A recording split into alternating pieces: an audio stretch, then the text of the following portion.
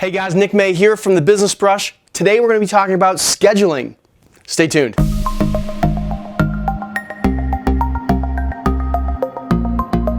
All right, so I talk to a lot of paint contractors all the time and they're all stressed out. And it's because they're overbooked. They're working 60, 70 hours a week. It's the middle of summer and they're also working 6 and 7 days a week. They just don't have a break. And the problem is they aren't scheduling properly. And I know I'm talking to you, right? You're having the same problem. Well, the problem is, now we've already talked about saying no. If you haven't watched that video, go back and listen or watch the video where I talk about saying no. It's super important to learn. But once you learn how to say no, the other thing you need to learn about is how to properly schedule out your paint crews, whether you have 1 paint crew, 10 paint crews, or 100 paint crews. If you are not scheduling properly, then you're setting yourself up for failure. So at Walls by Design, we use a very simple and free software called Google Sheets. Now, if you're at all familiar with the Google Suite, you know that it's great because it's in real time. Anybody can access it. You can get it on your laptop, you can get it on your desktop, your mobile device, meaning your phone or your iPad, whatever it is. Everybody can have access to it in real time, which is awesome because for us, we have people in the office that are scheduling, and I have a project manager out in the field who's also looking at the schedule and talking to customers, and we have a salesperson who's also in the field and he's making promises, so this way everybody's always on the same page. So at the top you're gonna see we have dates across the top, and so everything is kind of scheduled out month by month because we have different tabs. So at the bottom you have tabs and you can kind of, and the reason why we like to use tabs for the months is that way the data doesn't get too big, and so we kind of can reset, we can delete some of the information that's not necessarily needed to be looked at, and so every month we make a new tab down at the bottom. And then down the left side of the column we have our team members, and so we use a little bit different color coding to designate whether you're a cabinet painter or a regular wall and trim painter. And then we have some different color codes that designate whether the project has been scheduled, what type of project it is scheduled for, and then yellow. You will see yellow squares on our schedule, and those are the bad squares. Those are the squares that say, hey, we have an opening, and we want to see as little yellow as possible. But we chose yellow because it's going to stand out that we have an opening. Now, sometimes we have to save a date or save a series of dates for a potential project, and so we'll change the color of that from a bright yellow to more of an orange yellow.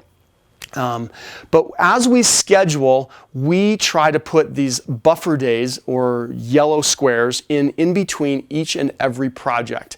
And this is because a lot of times we are scheduled out 6, 7, 8 weeks, and we know that about 80% of our projects change in scope from the time that we estimate it to the time we actually complete the project, which means Mrs. Jones has added a bathroom or taken away a powder bathroom or added the kitchen cabinets or the laundry room cabinets or whatever it is. We just know that the scope is going to change, and most of the time the scope gets bigger. And so we like to put buffer days so that I don't have to call customers down the road after we've given them a date of when we're going to start. I'm going to come back to that. But we don't have to call them back and say, hey, we have to push you back.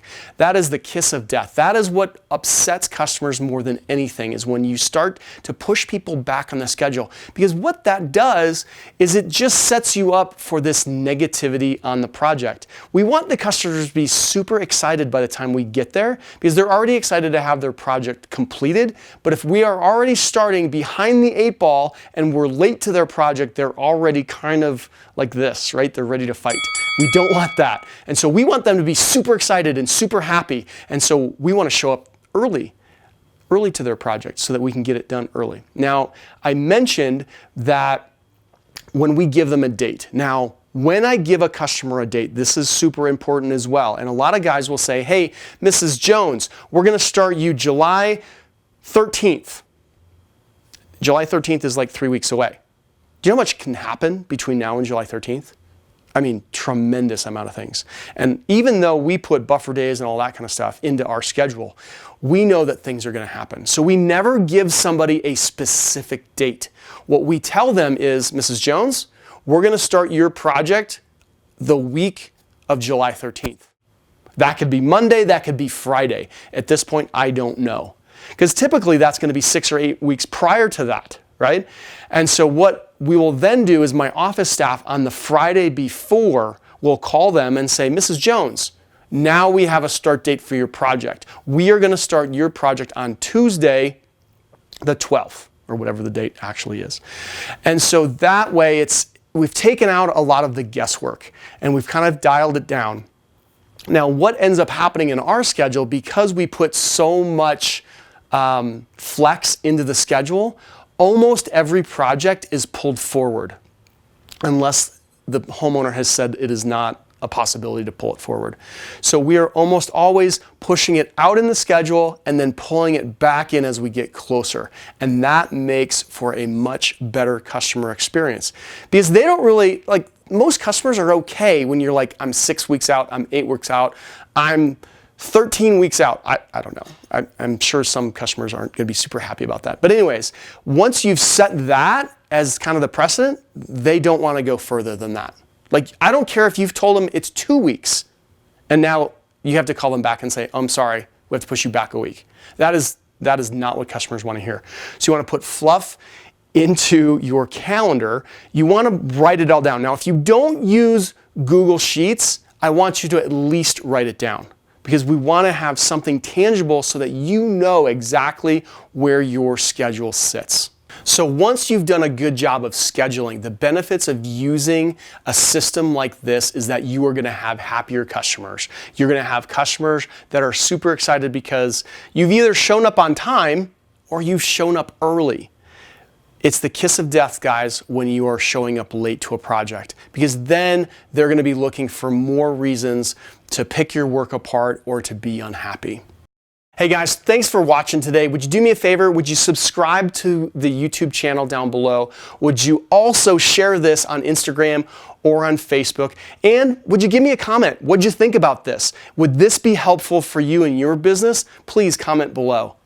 Hey, if you're interested in growing your painting business, and I know you are, you can also listen to our podcast called The Business Brush, and you can find it on iTunes and Stitcher or anywhere that podcasts can be found. I'm Nick May, your host. See you next time.